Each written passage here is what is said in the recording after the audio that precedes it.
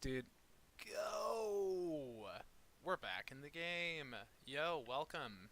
This is Roll for Mischief. The name of the game is Winds of War. The name of the episode is Trust Falls.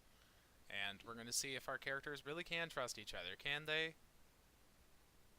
No. No. Don't say no, because we're I gonna think we're we're going a gonna long find way, though. out.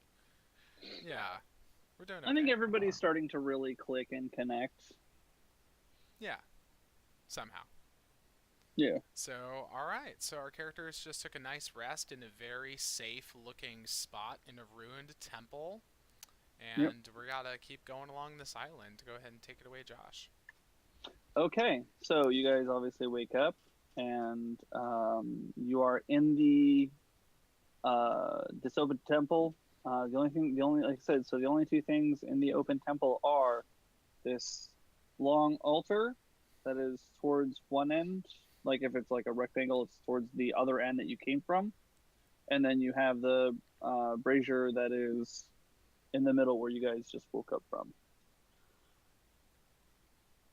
And Eigner, obviously, you're feeling a lot better, so you're not, Yes, I am not. Surprisingly, I'll say I'm one of the first characters up because Okay. maybe the elves who usually are doing trances and they don't do a full long rest that often. Maybe once they do it, they really sleep hard. And Egner has got that kind of like, he's got that clear mind now. So he wakes up, and one of the first things that he does after getting dressed, not in full armor, but, just getting some more clothes on, he walks over to where the long altar is, and he just examines it and tries to get an idea for what kind of deity this temple was created to worship. And he'll go ahead and do a little religion check to see what information he can Okay. uncover. I would like to see this happen. Oh, he only rolls a 7, so that's a total of 10. No clue whatsoever. No clue. Not even a little bit of a Not clue. not even a clue. Well, No. he'll still he So, appreciates the architecture. He appreciates just the fact that this place is here, and in a feudal gesture that's become a very regular thing for him, he will try and open up the divine side of his consciousness, and he'll try and connect to whatever energy is around this place, and of course, yet again, he will fail and feel nothing. right. Okay. Cool, cool. So as you're standing there, it is, like I said, a long altar, and then you see it are three carved divots, if you will, that are about that are look like they a sphere is supposed to be placed there at about a third of the level of the sphere. It doesn't taper up. It's just it's like designed to be around this around a third of it. Okay. And uh, the and I'm going to do another screen share. Okay, hold up.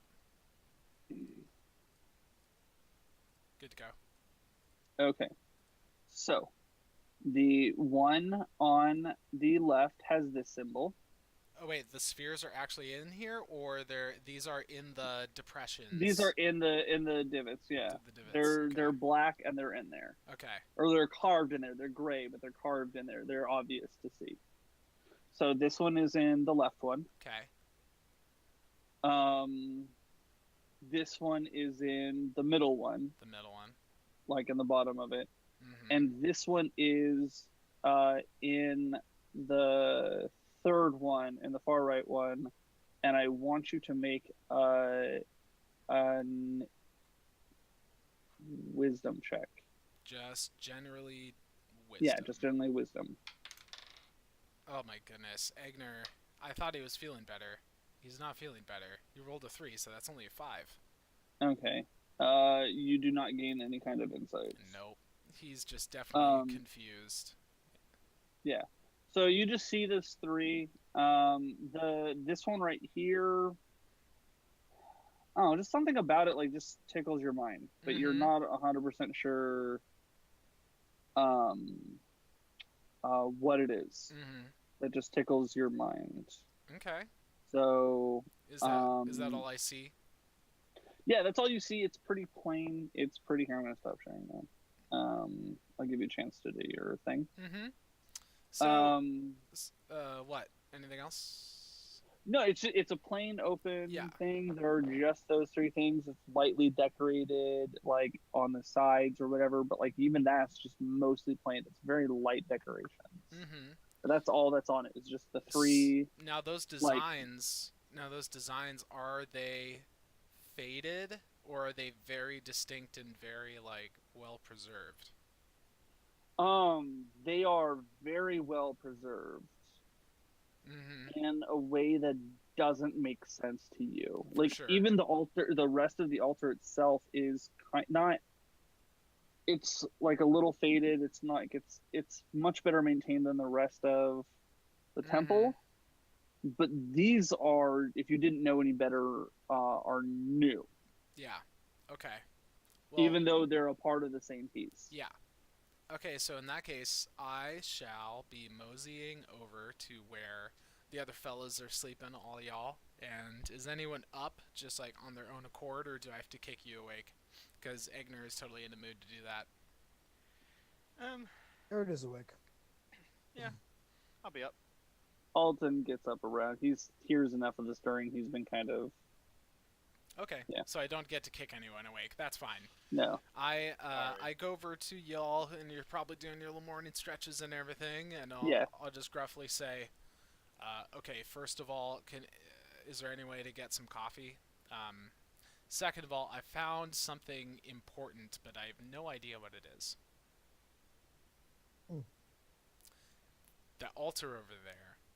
This entire temple is very weathered, but the altar, and in particular these designs on the altar, are more pristine, very well maintained. I know that they're important, but I can't decipher any information out of it.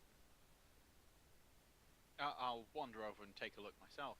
As will I. Okay. Hmm. The both of you will. Yes. Yeah. I just want a quick question, Eigner. Yeah. You're not proficient in Arcana, right? No, No. definitely not. No. Okay. Cool. You are though on. Eridu, are you proficient in? No. Okay. Nope. As the two of you approach, on provide for me a Arcana check, DC 20. Wow. I just rolled a 20. Oh, I get 25. shit. Okay. Yeah. Drop the mic. You recognize this somehow. Just like I don't know, you like you're an Eladrin, and you have long life, and just as elves in general, like knowledge lasts longer for you guys. Um, you can't read it, but these are ancient runes. They are ancient. You can only recognize that they are of an old magic that is lost its language. But you do recognize, kind of like how uh, you can recognize that cuneiform is cuneiform, but there's no way that anyone's like nobody or most people don't actually speak it at all. Just you're like, oh, that's like cuneiform or close enough to. So that's what it looks like to you. You're like, you can't read it, but you do recognize that it is the lattice work of a spell. The So, what, sorry? the lattice work of a spell. Ah. So all across, just like all across the rimming on the top. It's just there is again, you don't know what the spell is, but it is a spell. These. And it is a it is not symbolic the way that most magic works. It is a language. It is old magic. There seems to be some very old magic at work here. Something I'm not terribly familiar with. Something ancient. Thoughtful. Certainly the Alton comes up behind you and says, "This is a temple to to the goddesses. They are an ancient goddesses. They are the three that we worship. They are Ind, Nure, and Furore. They are the progenitors of life and on this world. They are what created it. These symbols each correspond to one of them, and our challenge here is to find their pearls of divinity." Interesting. A scavenger hunt it is then. Yes, it's a scavenger hunt. I believe I can handle that. How bad can it be, really? the symbols at the bottom, do they represent the symbols of these goddesses? Yes. The one on the left is Furora. She is. Let me pull it up because I'm going to get things annoying. The goddess of the land. She is. She is the goddess of the wind, the forest, courage, and life. The middle one is Ind, the goddess. Furora, goddess of the forests. Yeah. Ind, the goddess of the mountains. She is the goddess of fire, earth, destruction, and power. And Nure, the goddess of the seas, is the goddess of water, time, wisdom, and the law. Your culture's conception of gods is very nuanced. Thank you.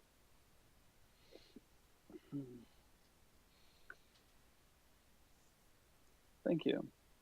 I find We- it The admirable. pearls would be couched in an environment suited to each of these goddesses. At least that would be the first part of any challenge, would be deciphering what the challenge is. And this seems to be part of it.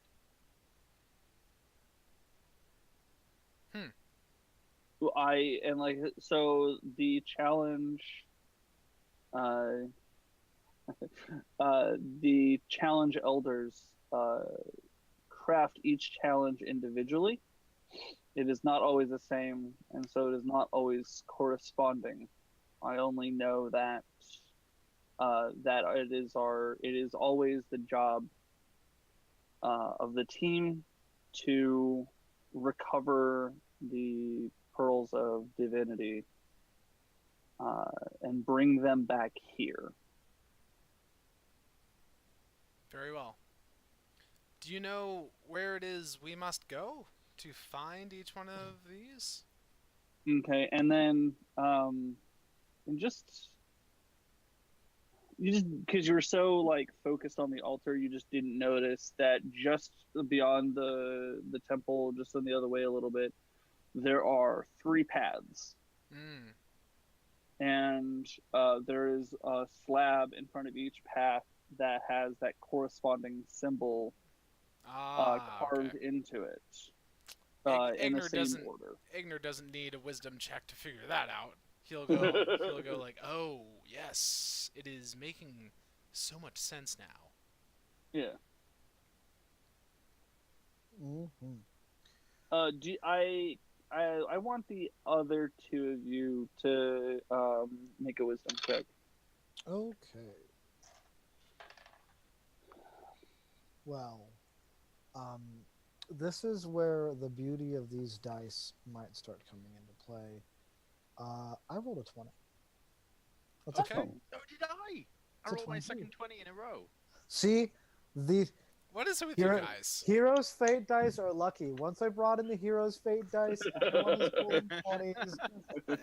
Is Eigner just So- doomed to be a tragic character? Okay, Of course he is. letting it go. So we can all let Laura know that not only did she offset her own dice, so they always roll really well, but she then offsets all of the dice being used. Yes. Everyone rolls great except for Kyle. Yep, Except for Kyle. That's because that's some we magic right don't there. like him. That's some ninth level Heroes magical Fate spell. dice. Yeah, that is Retroactively making dice around the world better. Yeah. right. And like Kyle's mentioning, that's a 9th level spell right there. Ninth level spell, So- dude. Cursing Right. dice and blessing dice simultaneously. Yep. Okay, Them- so gavel them some gavel. quality dice. You guys go get yourself some Heroes Fate. Right, right. Okay, so the both of you, it suddenly dawns on you that you've seen the symbol that's on the right. And both of you look at Alton, and that is displayed prominently on his armor. water one. It is the water one, yeah. It is not something that you would have noticed before because it could have been anything. But it is, now that you've seen that symbol in context, it connects to you. So that you see that all of a sudden it's glaring and obvious to you. So, okay, that was what you can do with that information is up to you, but you notice it now. It is with a natural 20, you can't not see it. Eridu looks away. Tell me what I can't not see. No, I'll. So, Alton, you pay homage to a very specific of your gods? We all tend to. I follow the teachings of Hooray, the goddess of the seas. She watches over me while Domini, like, upon hearing the word Hooray, kind of barks a little bit. She watches over us as we go hunting for the meals that we provide for the market for my family. Yes. And she protects me in our adventures. Very interesting. And, yeah, Act these gods, Nure in particular. Goddesses, but yes. Discussing things directly? Do you converse with them? No. They don't, there have been tales of them taking form from time to time when there's been great need. But they don't, when you pray, they don't talk back. You just know that they are there to protect you because you feel it, and because the way that they interact with you is indicative of the way that they interact with the world around you is indicative of their presence. I am protected at sea more than I am in the mountains. Fascinating. it's interesting. Normally, I find myself wanting to hear what you're saying, but still doubting all of it, and yet there seems to be truth spoken here in a way that truth is so rarely spoken. I am shocked, I guess is the word to use, in the level of faith that you have. Even when I was following my God, I did not have the level of certainty that you have. Yes. I, too, followed paths that had roots in the divine. At least so the people with whom I followed with believed. Eridu is gonna open his robes, and he's wearing nothing. He's gonna take off the robe, and he's wearing nothing but like a thin pair of pants that are pretty low cut. They're pretty much shorts. Okay.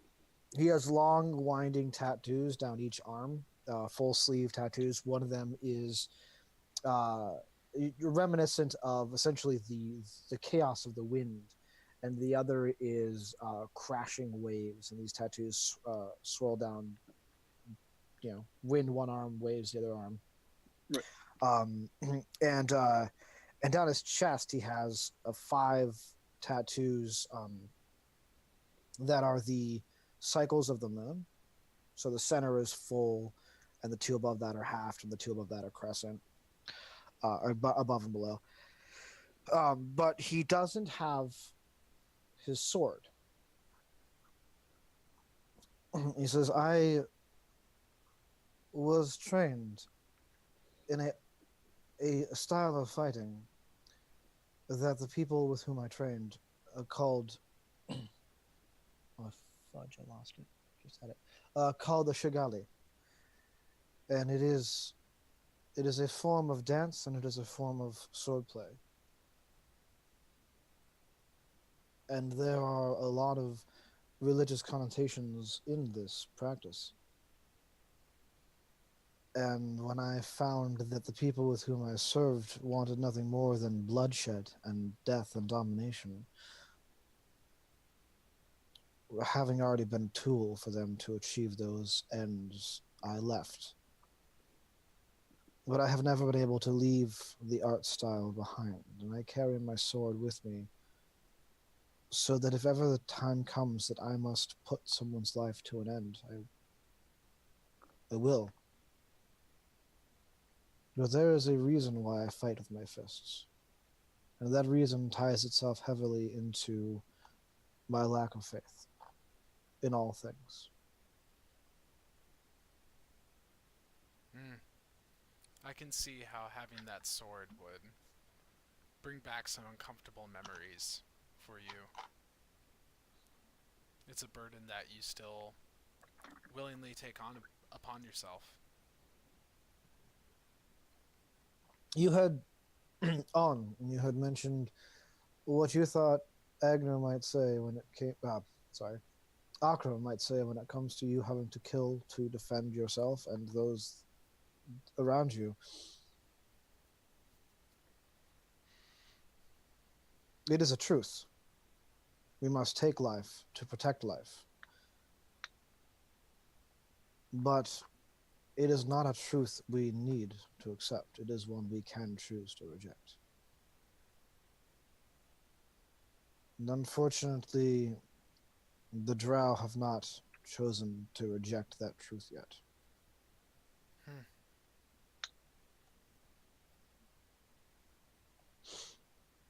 In the teachings of New Ray, there is lawful killing and there is unlawful killing, and it goes more than beyond, self-defense. Self-defense may be unlawful, and murder might be lawful. And the law is not the law of kings and queens and governments, but her law. Mhm. and her truth and her will. And it's our job to do our best to follow her teachings of what the law is and act accordingly. And sometimes the law includes not just self-defense, but the defense of the greater good. Sometimes those that would do the greatest harm are doing nothing to hurt anyone in the moment. And there are those that defend themselves that are lashing out temporarily, and it is your job to de-escalate the situation and not cut them down. And what does law say when you have killed a friend?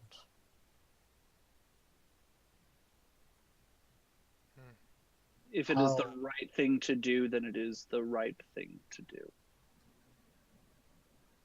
And what of you, Onn, Eigner?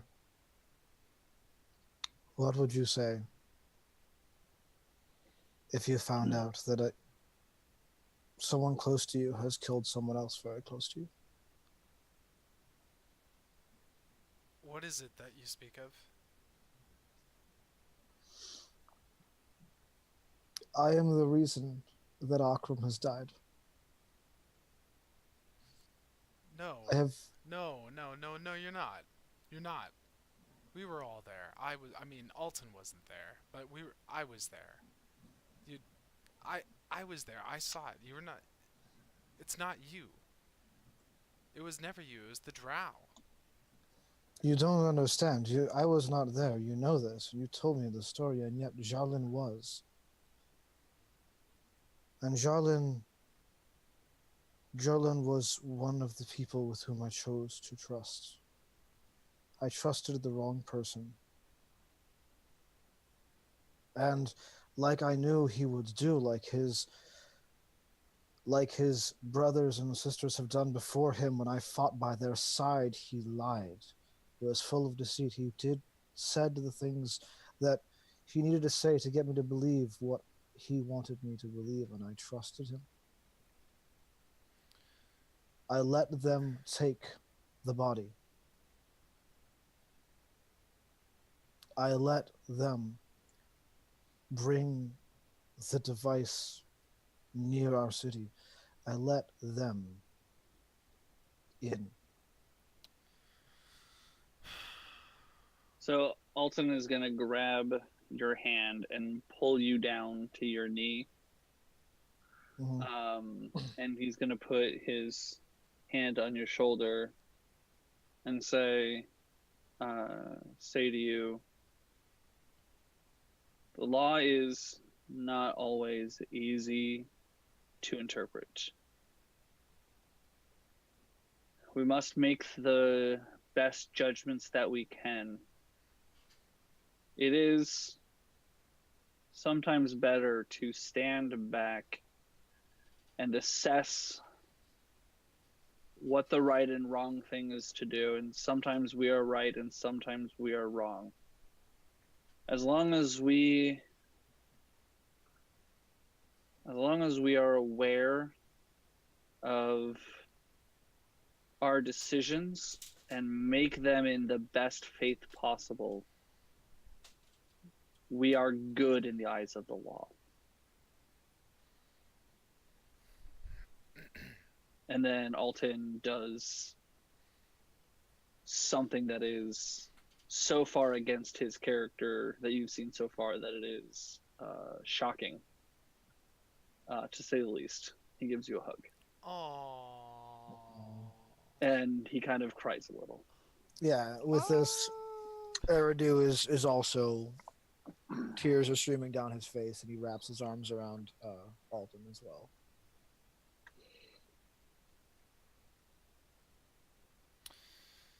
Eigner really seems like he wants to say something, but he's like just trying to kind of he's trying to control his composure, and he ends up just biting his lip and just kind of holding it in. On maintains a straight face and just sort of cocks his head slightly to the side. On the ever watchful, learning all sorts about social situations. Yeah. Okay. A few moments go by. Everyone's feelings have been allowed to express themselves and feel themselves out. Alton lets go and is ready to move on. Okay. Which path then first?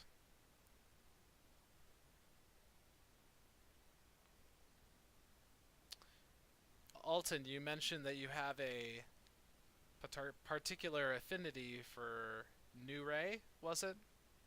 She is my goddess. Shall we take her path first? I will leave it up to the group. I think that might be our safest bet. That may be a reason to leave it until last, Eigner. Oh, If we truly do have the blessings of Hooray on us, or at the very least Alton, surely then that trial would be the least energy intensive to complete. And subsequently, we would benefit most from that aid if we were already tired and run down from completing the other tests. that's very sensible. In that case, let's do a left to right. Yeah, just leave that one right up till the end. Okay. As we mosey out, I will be taking Eridu under my wing for a second, and I'll say something like, Eridu, I want you to take this advice from someone who knows this very well. Don't take too much guilt upon yourself. It will crush you. I never have before. Don't And make I a have. habit of it. Thank you. You're welcome. You're too good for it, Eridu. You're too bright, you're too sunny, and you're too beautiful. I won't let you get crushed. Fade to black. Right? Again, Akram, or Egner. Whatever Akram's name is going to be all downhill from here. Yep. Yeah. You are a good friend. And I believe you. I believe that this place is a place where all things said are true. And all I can do is accept this truth. We're all here for you. Thank you. We are all here for each other. I do believe that is what we hope to achieve.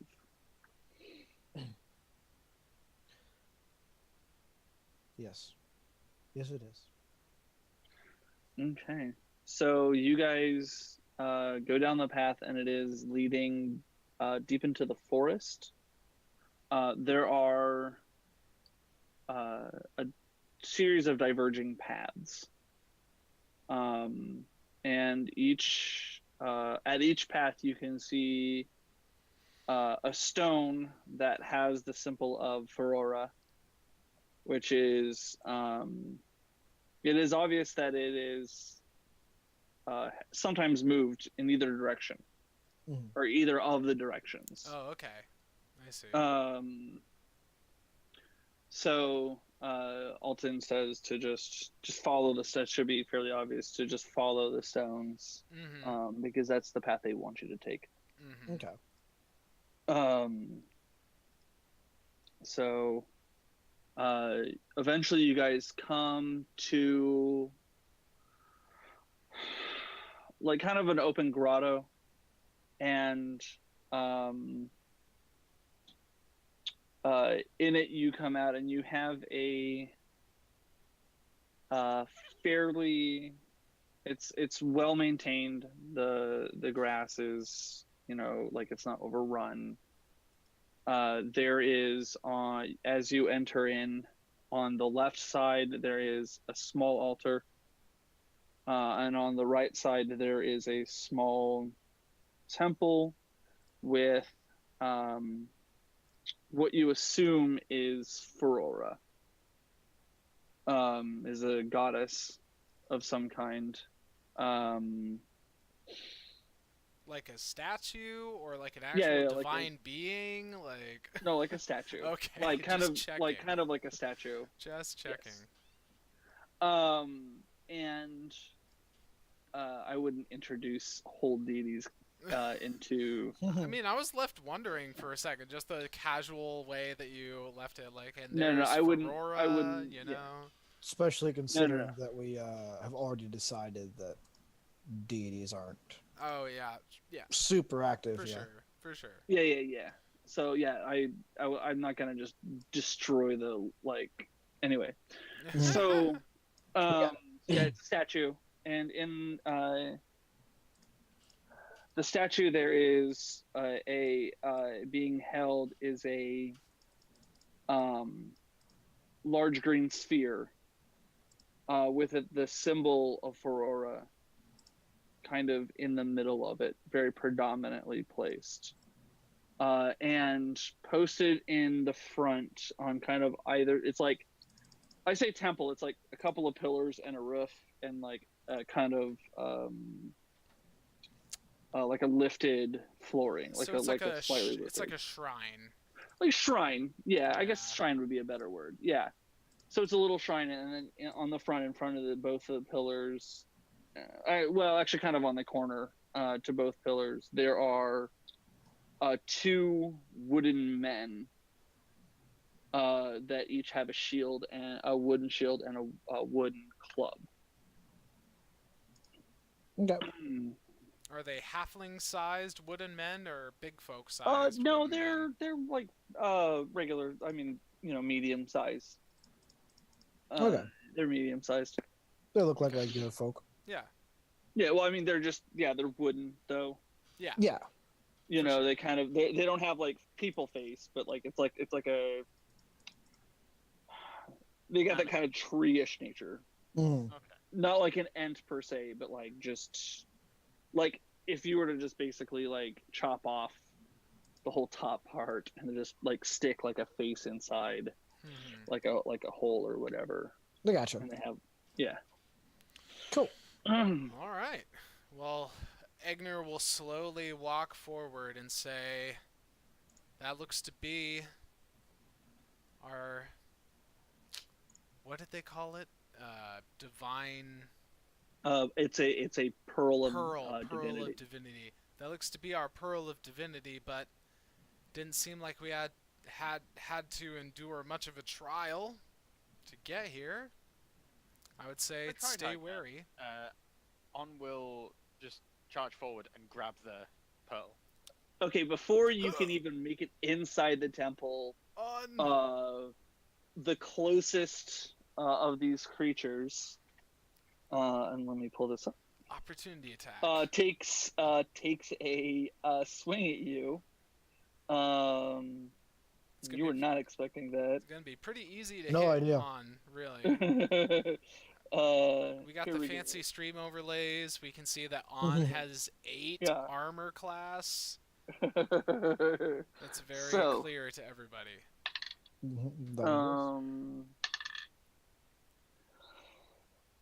Oh yeah, definitely hits you. Okay, so hits you 2 times.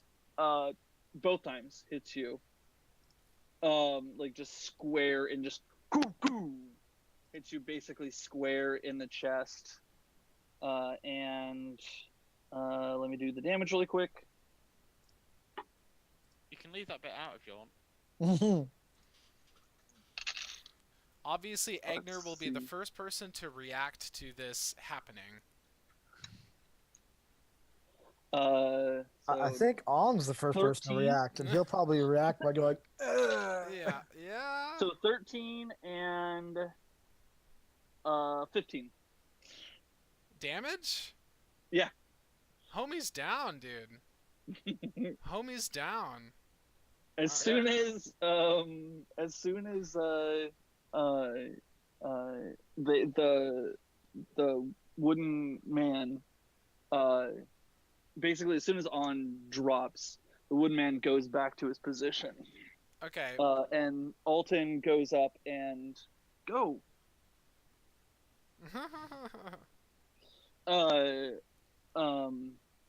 Alton goes up and heals. Okay. Well, it'll be an Eigner On. and Alton situation because Eigner will be dragging On back away from the wooden men to a safe distance. Wooden men don't follow. They just stay there. Yeah. Eigner's just keeping an eye on them and dragging his friend back, and then Alton will Right, apply right, the right. magical healings. I do not think we were supposed to be doing that. On does many things that he is not supposed to do. And- Heal up. Heal up 11.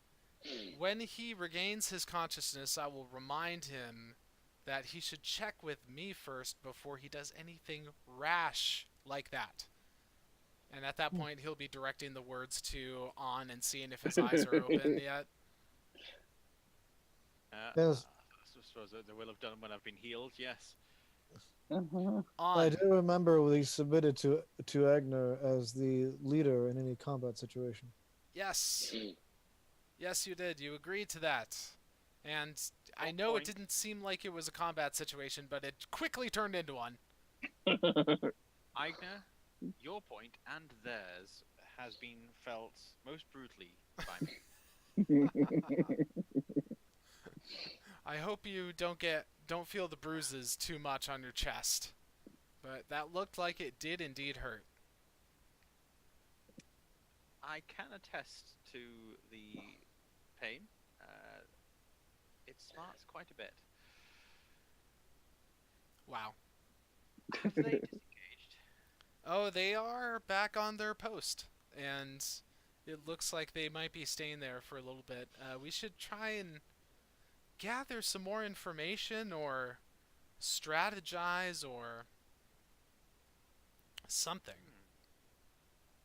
Oh, I Well- shall begin by standing up. Yeah. I do believe we should start with not charging into headlong grabbing said thing. Yeah.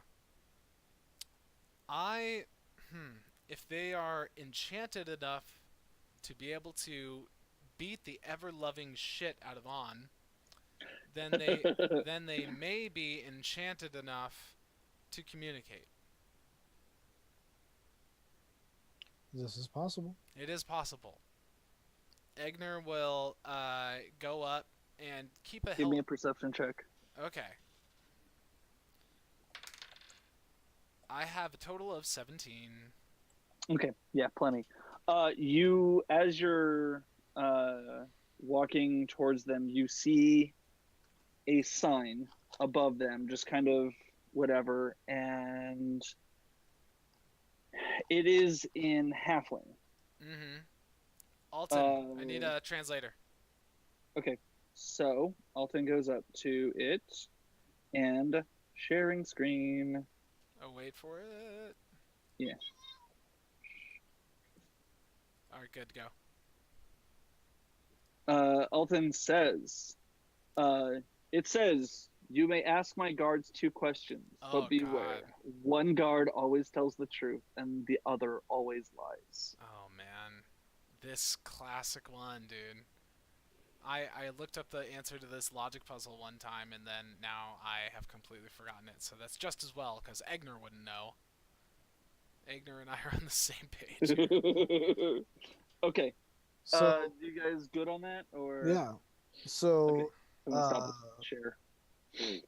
Eridu will walk up to them and say, "Which of you always tells the truth?"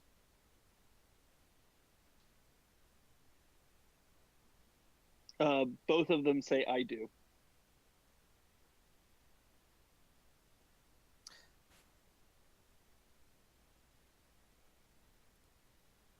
Eridu, psst, Yes. was that helpful? Yes. I'm trying to figure it out. Also, does that count as a question for both of them? Yes. I'm asking you and not asking them. I don't want them to hear me and think I'm asking a question. Yes, it counts as a question for both of them. Okay. Maybe you can try and address a single guard, and maybe they won't answer at the same time. You want them to answer at the same time.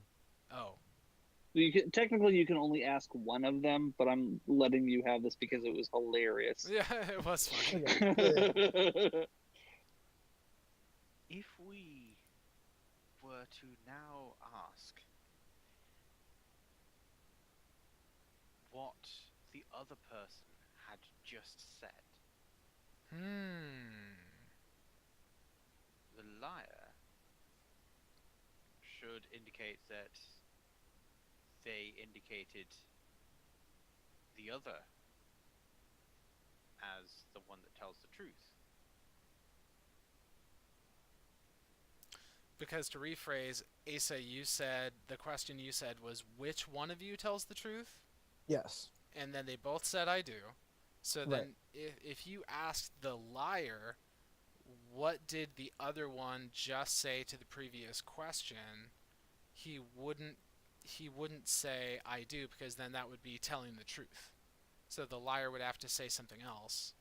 And if we did ask the one that told the truth, What was his answer to the what was previous his question? answer to He the would say- the other's answer? Or are we asking for them? Like, what is their answer?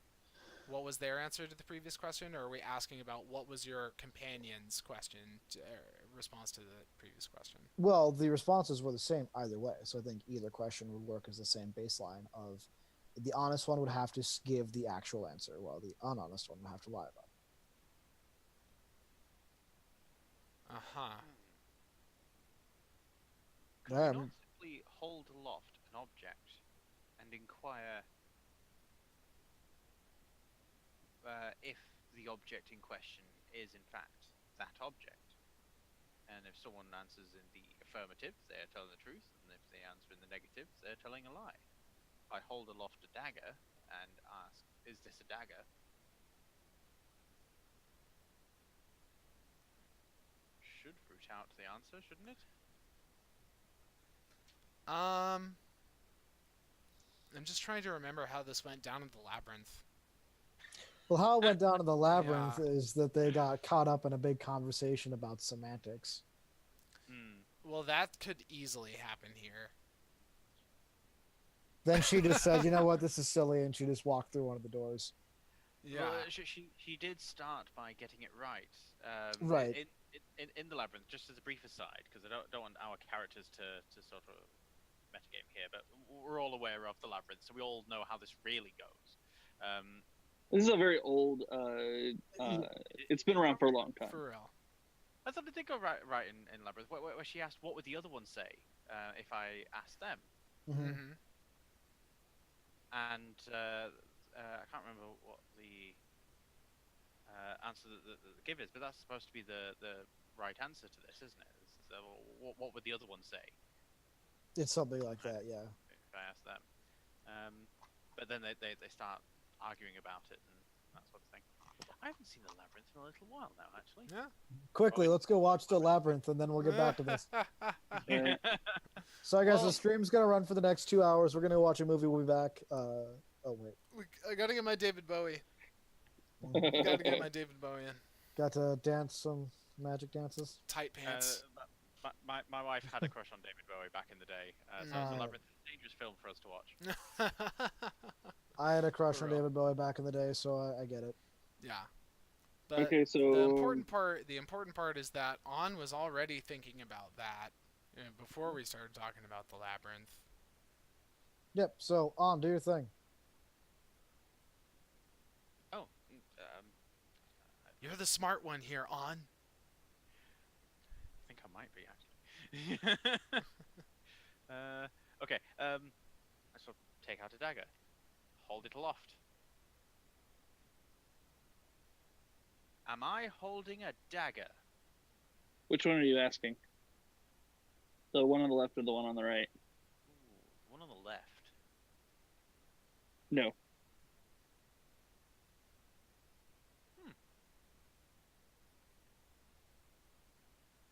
I can foresee only a single flaw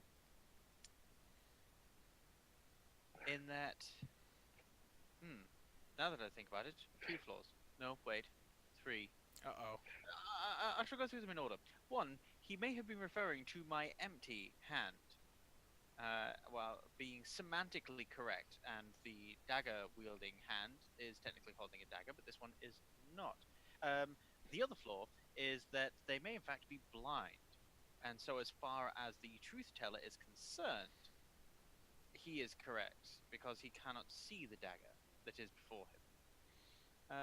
Another issue is that we've been told that one tells the truth all the time and one tells a lie all the time, and that itself may in fact be false. So I find that we are no closer to a definitive answer, but if we are to take the riddle at face value, and we trust that our assumptions have been correct up to this point, then the one on the left is the one that lies. All right. On, I am not sure of anything that you were. So what do we do with this information? Yes. On, we still have one more question. Do we? Do you? I think so. I think so. Do you? We have 2. We have Questions. Both. We had 2 more? We have asked 2. We have asked 2 questions. Yes. Okay, so We've it was gathered all only the it wasn't information we can. it wasn't 2 questions for each guard, and it was like that one was 2. Okay, whatever. No. Technically, the first one you would have asked one of them, but I just loved the answer that I let it go. Yeah, But you asked 2 questions. yeah, we did. Here's another concern. Does getting these questions correct then allow us to get the object? Do we merely walk up to one and say, "You are the liar," or "You are the truth teller"? Are we gonna hack these wooden men apart either way? I'm not entirely sure how we proceed. Well, we do know that if this goes poorly, it will end in combat, which does make it your territory of expertise. Absolutely. So make the decision. I will. Okay, with a natural 20, Coming in clutch. Alton is going to say, I mean, there's also an altar here, right? Oh, yes. Maybe we should So- investigate the altar. I kind of feel like maybe that should have been the first thing that we did, but you guys, before I had a chance to say anything, you guys stormed in. Yeah. So, not judgmental, but I'm just letting you know that, we've got an altar at the very least. We have We'll be seemed more to have run out mindful. of our other option. By the way, just so you guys know, with a natural 20, just so you guys know, the answer to this solution is very clearly you ask one of them whether the other one would say that they're the liar, and then no matter who answers, no matter what the answer is, you always go with the other one. Okay. All right. I'm only giving that information because he got a natural 20. Otherwise, Okay. I would not have. All right. Well, that's good to know. Yeah. Okay. Well, we should have let you handle it then. It took me a while to figure it out, and again, you guys had done everything before I had a Fair. chance to. Well, React. let us see this altar then. Okay. So, you guys go to the altar, and there is a small brazier on there. And below it, there is a little sign, and I'm gonna throw up another thing for you, and it says, "Bring me what disappears as soon as you say its name."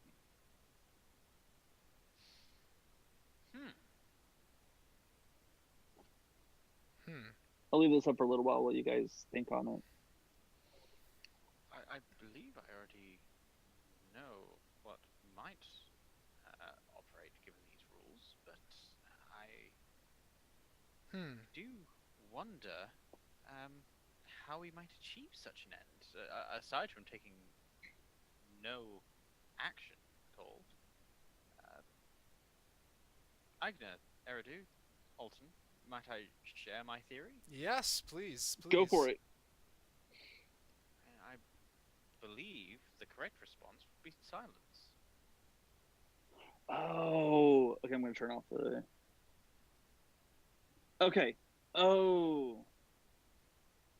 Bring me what disappears as soon as you say its Silence. name.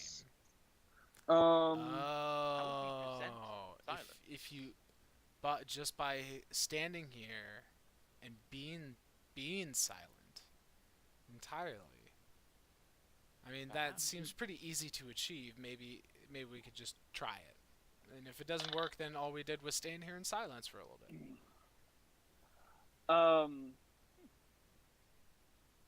Actually, there is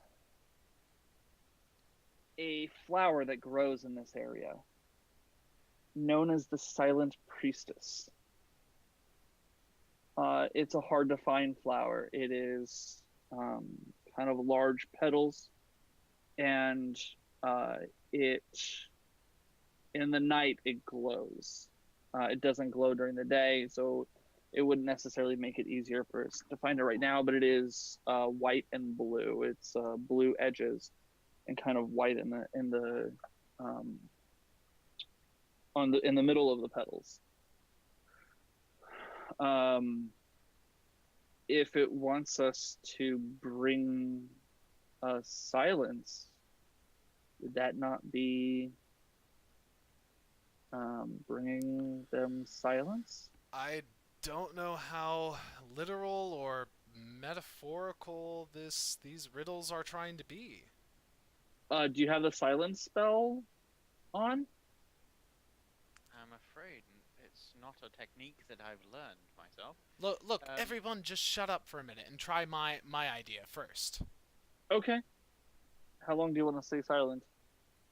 I'm gonna make motions just to like make sure everyone's quiet at least for like a minute. We'll have like a full 60 seconds of just Eigner being like. Okay.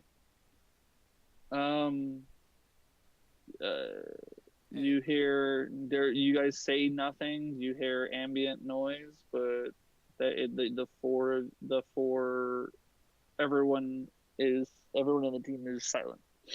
And nothing happens. Nothing happens. Okay, and then Eigner says, "All right, fine. We can talk now. We tried my idea. Now just move on with whatever it is that you were gonna say. I just wanted us to try my thing. All right." Yeah, let's go see if we can find this flower. It seems the other option. Yes. Okay. So in that case, I'm gonna have everybody roll.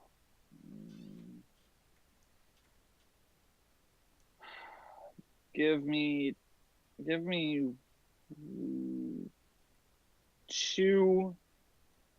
rolls, DC 15. For what skill? Is it survival? Survival. Yeah. Oh, sick. My first one was 24. My second one was 11. My first was 16, and my second was 2. 17, and my second was 2. Wow. We're all like. Actually, my halfway second there. was 4. I rolled a 2, and I got points. Oh, I rolled a 1 on my second roll. Wow. Yeah. Give me one more each. Okay. 13, 12, 11. God, I can't math. 11. I got 17. I got 11. I feel like we're really in sync, you and I, Drew, on just our roles. Very similar. Okay, so no, it takes you a couple hours, but you find you guys managed to gather. Actually, each of you managed to gather a few silent, not a lot, like 2 or 3 silent princesses or priestesses. Sorry, Just like that. you managed to gather like 2 or 3 silent priestesses, and you kind of come together within half an hour of each other. Eigner will take one flower and behold it very close to his face and just whisper, "Silent priestess." Does it do anything? Okay. He looks very confused at the flower. I don't understand this riddle, but we'll see what these can do for us. Having seen Eigner whisper into the flower, Onn is going to look very confused at the bouquet in his hands. And just, do you talk?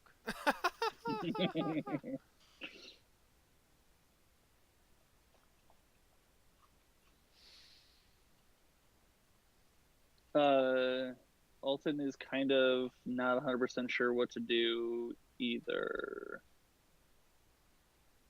So he's going to defer to you guys. Should we simply enter while bearing the flowers? Perhaps the flowers confuse the wooden men. The flowers should go on the altar first. And if that doesn't work, then maybe we can try presenting them to the wooden men while also saying that that one is a liar. This is the best ideas I have right now. Alton says, I mean, I don't have a better one. You guys... I'm comfortable with that, yes. When we lay the flowers on the altar, be as quiet as possible. It's funny, the one time I do not bring my cards with me, and therefore cannot divine the answers in any meaningful way. Typical. Yes. I came prepared to have to beat something up. That is not the case. So I have a single solution for myself. And I sit down cross-legged and begin to meditate. Okay. Very well. Pulling both riddles through the strands of the waters of my brain in the thing that we do. Words. Anyway. Well, at least he'll be silent. Now the rest of you, shut up. And we shall start to lay the flowers upon the altar silently. And Eigner will be very particular about trying to arrange certain flowers in like a nice little pattern here or there. You want to lay them on the altar, or do you want to lay them in that small brazier? Oh, in the brazier? Well, maybe Yeah. we'll just try the altar first, and then if that doesn't work, then we'll move him into the brazier. Okay. You put them on the altar and nothing happens. All right, to the brazier. Yeah, and you put it in there, and all of a sudden you hear like stomping coming from behind you, and you turn, and the 2 wooden men part and go off to the side of this temple, and they put their shield and their clubs like to their sides.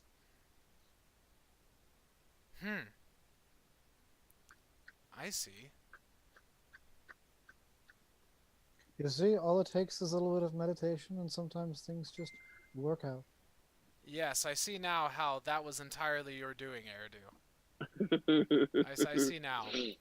Well, in that case, Yes. Eigner will be the one to walk slowly and surely and carefully over to the statue of Feora.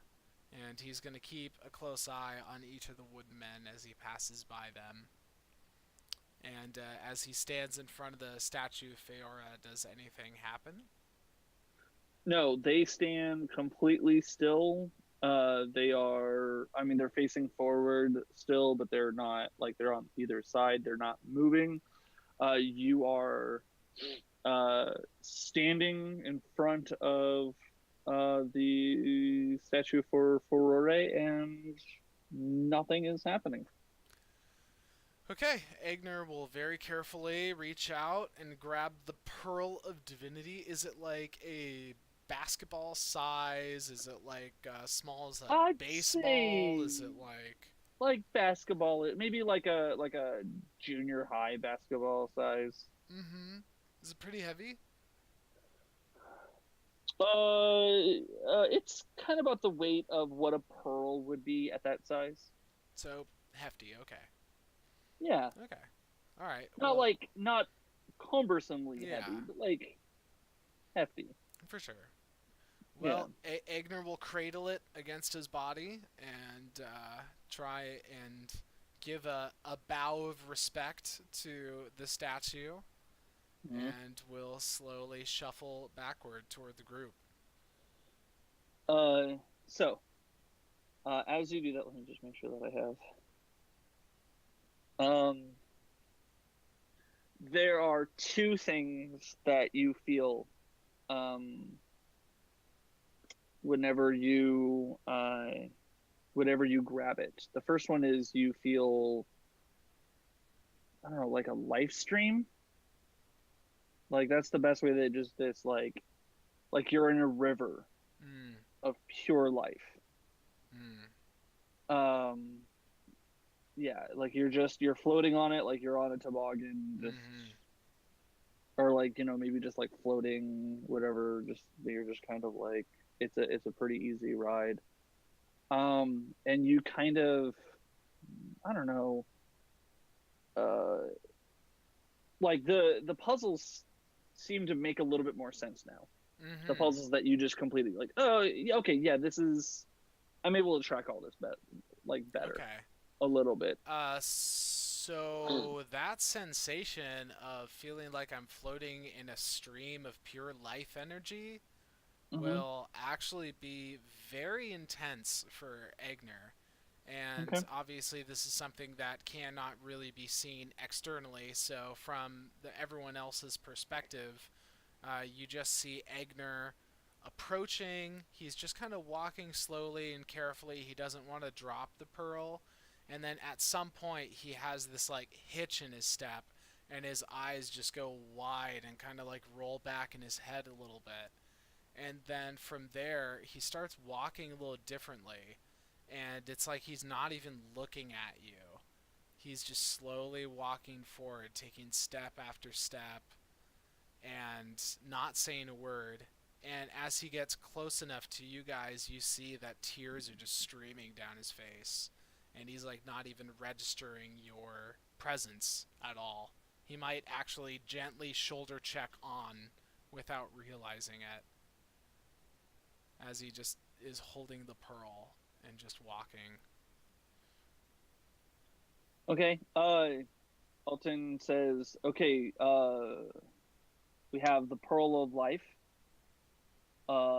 first, and I guess on to the Pearls of Destruction and Time. Yes. Which one is next? Destruction or time?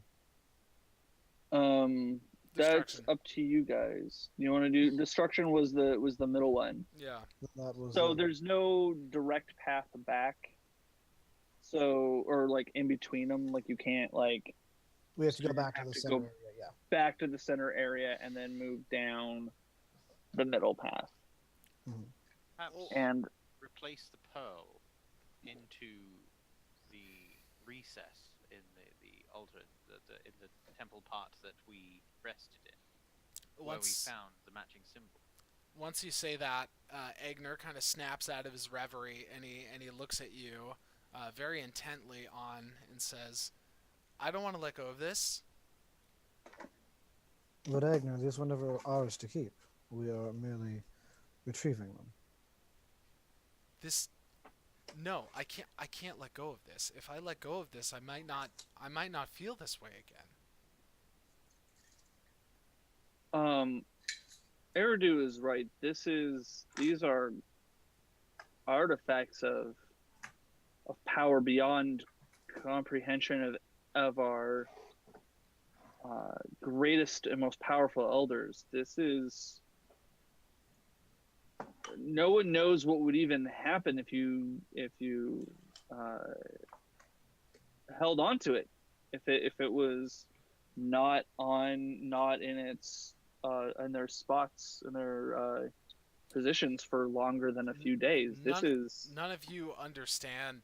This is the closest I've felt to divinity in years and years. I haven't felt anything like this ever. These are interconnected. Life and death are aspects of time. Destruction gives way to life. Life degenerates. This is done by time. That we know that time exists as a means of our ability to perceive life and destruction. These are okay. That's all good. Interwoven. That's all good and well. If we don't put it back, I don't know what the imbalance will do. Without life and destruction continuing to exist, destruction may develop too much influence and destroy you as much as it does anybody else. No one knows. Fine. If it's that much of a concern, I can let it go. Just one of you other ones hold the destruction pearl, please. That'd be great. Can we be back to the center area while this conversation is happening? And then That's fine. And then it can be out of its slot. You can be off of the altar for a few days, but this is not the kind of thing that you can just give up, or that you can take with you. Oh, I would say I understand. Okay. At this point, like, we can be back at the altar, and Eridu will come up to Eigner and put an arm around him and say, "You have felt divinity before, and you are feeling it again now. You have felt something beyond you, something you cannot put into words. We do not get to keep these things, because holding them too close will destroy us. Sometimes we just have to let it go. Eigner, let it go." Very well. And he'll put it on the spot in the altar where it's supposed to go. Okay. You feel as you're putting it on the slot and before you hand it, you feel a sudden surge of realization. That's it. Okay. I realize So things. as soon as you take your hands off of it, it kind of like goes like it's like you didn't know you were like sleeping until you woke up, and then you went back to sleep. So you woke up for a second, and then you kind of like lulled back into or whatever. It's not that you lose cognitive capability, just that like you had a temporary boost for a second. Okay. Just like, whoa, okay. Wow. All right, Eigner needs a moment to shake that off. Okay. And that is 3:00. Yes, it is. I think this is a great place to stop for the day. Right on the dot. Yeah. We completed the trial of Fiora. Ferora. Ferora. Ferora. Yeah, Ferora. And then what's the next one? Ferora. Id? The Ind, IND. IND. Ind. Okay. Which is Yeah. destruction. Yeah. Which was what symbol? The mountain. It is That's the right. mountain one. Yeah. Yeah. For real. Okay, so in that case, thank you so much for joining us this week. It's been a blast. If you join us next week, next Tuesday at 12 Pacific time, you'll be able to see how we do with the trial of Ind and then the trial of, I'm sorry, New Ray. help me, New Ray after that. Yeah, NUR8Y. Will, In the meantime, yeah. go check out Heroes Fate Dice on Twitter, and maybe order yourself some dice. Heroes Fate, you know, they roll lucky. There's something about them. They're lucky Right. ones. They affect the fate of all heroes. Everywhere. Everywhere. Yeah. And if that's not a Lauren's glowing gonna- recommendation, then I don't know what is.